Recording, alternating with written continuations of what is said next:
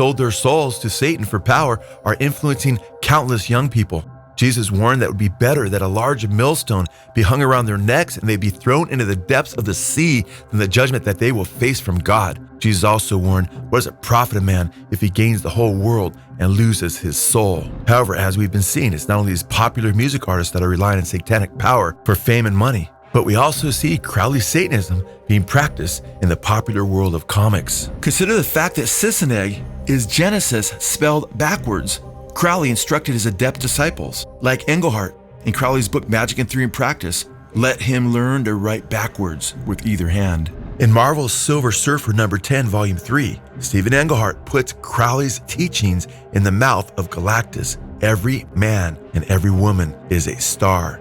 When Steve Englehart later worked on DC's sorceress, Madame Xanadu, in Dance for Two Demons, he had the sorceress wielding tarot cards that appear to be modeled on Aleister Crowley's tarot deck. Incredibly, Marvel's Stephen Englehart even appeared on a podcast that promotes Satanist Aleister Crowley's magic called Thelema Now, Crowley, Ritual, and Magic. Englehart is introduced after the host quotes Crowley's licentious credo, "Do what thou wilt shall be the whole of the law." Do what thou wilt shall be the whole of the law.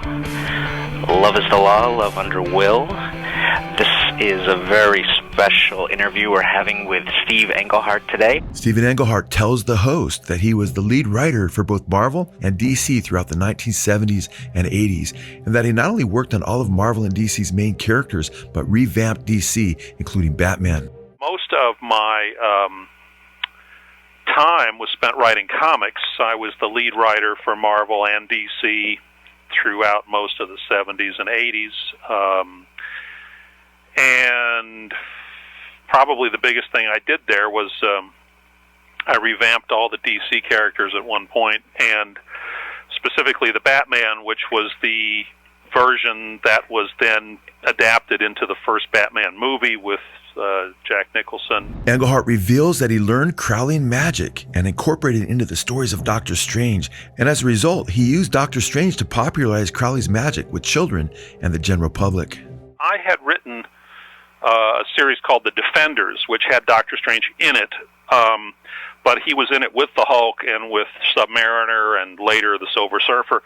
And so he was just part of a group, and he did mystical things, but it was all sort of involved in an action-adventure kind of milieu. When I got the actual book of Doctor Strange, I said, not knowing exactly what it would all mean, if I'm going to write a magician, I really should, learn some magic. I should try to get this right. And it's the same thing. If he really existed, who would he be? Well, I couldn't answer that question without knowing at least some of what he knew. Right. So I started, reading up on magic at that time. And the 70s, I don't know what people think of when they look back on the history of magic, but the 70s was a time, there was a lot of magic in the air. I mean, sure.